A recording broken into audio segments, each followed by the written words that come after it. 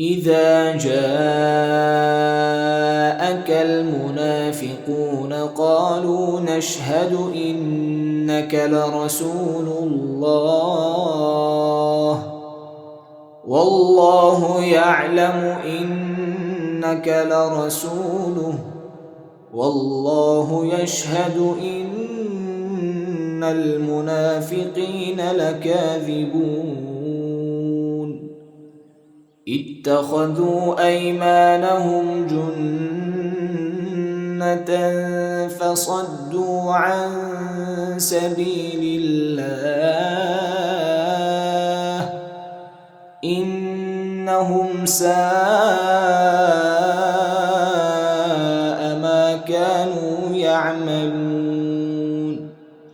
ذلك بأنهم آمنوا ثم كفروا فطبع على قلوبهم فهم لا يفقهون وإذا رأيتهم تعجبك أجسامهم وإن يقولوا تسمع لقولهم كأنهم خشب مسندة يحسبون كل صيحة عليهم هم العدو فاحذرهم قاتلهم الله أنى يؤفكون وإذا قيل لهم تعالوا يستغفر لكم رسول الله لووا رؤوسهم ورأيتهم يصدون وهم مستكبرون سواء عليهم أستغفرت لهم أم لم تستغفر لهم لن يغفر الله لهم إن الله لا يهدي القوم الفاسقين هم الذين يقولون لا تنفقوا على من عند رسول الله حتى ينفضوا ولله خزائن السماوات والأرض ولكن المنافقين لا يفقهون يقولون لئن رجعنا إلى المدينة ليخرجن الأعز منها الأذل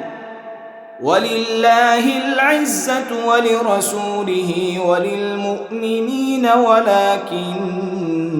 المنافقين لا يعلمون يا أيها الذين آمنوا لا تلهكم أموالكم ولا أولادكم عن ذكر الله ومن يفعل ذلك فأولئك هم الخاسرون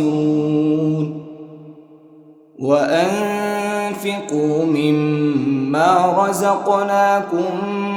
من قبل أن يأتي أحدكم الموت فيقول رب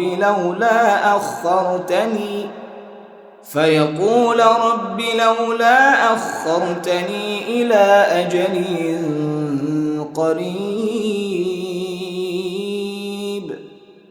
فأصدق وأكن من الصالحين ولن يؤخر الله نفسا إذا جاء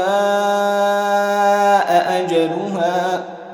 والله خبير بما تعملون